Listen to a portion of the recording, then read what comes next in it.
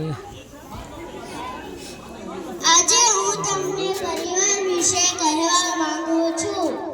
પરિવાર એટલે માણસે ગોઠવેલી વ્યવસ્થા અને દુનિયા એટલે કુદરતે ગોઠવેલી વ્યવસ્થા.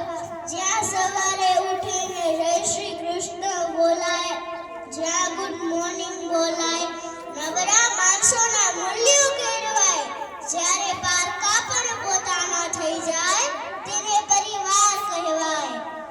રવિવારે ઠાકોરો ઓગળે, સવારે ઉઠતા ચા મંગાય, સવારે જાગતા ચા મંગાય, એકબીજાના દુઃખમાં સહભાગી બનાય તેને પરિવાર કહેવાય.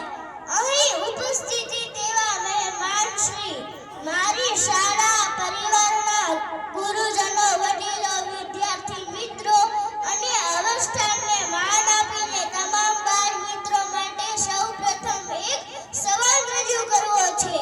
તે સવાલ એક 2.5 થી 3 વર્ષના બાળકનો અને તેના પિતા વચ્ચેનો છે. બાળક કહે, પપ્પા ઉઠો, તમને સંભળાતું નથી? હું કહું છું, મમ્મીએ કહ્યું છે, પપ્પાને જગાડ.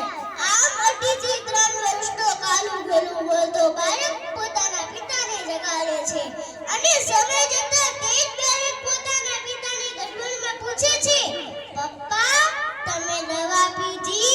કેમ રહ્યું? કંઈ ખાવું છે તો લેતો આવું સાંજે. આમ બાળપણથી ઘડપણ સુધી જે સંવાદ ચાલ્યો હોય તે જ સાચો પરિવાર. જ્યાં બુદ્ધિની વાતો ઓછી થાય અને ભાવનાની તરબોળ થાય તેને પરિવાર કહેવાય. કંઈક વસ્તુ લેવી હોય તો પપ્પાને કહેવાય, અચૂક તો લાવી જ દે. અને શાળામાં જવાનું હોય ત્યારે મમ્મી ગણીને વસ્તુ પોતાના હાથમાં ધરી દે. તે દર્શાવતું દ્રશ્ય એટલે પરિવાર. પરિવાર એટલે શું?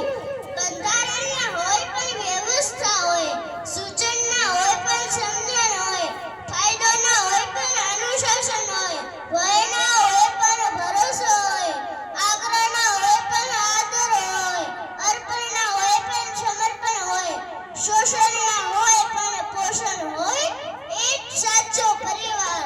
સમ ત્યાં જમ ત્યાં ભગવાન, ભગવાન સાથે લક્ષ્મીજી હોય ને હોય.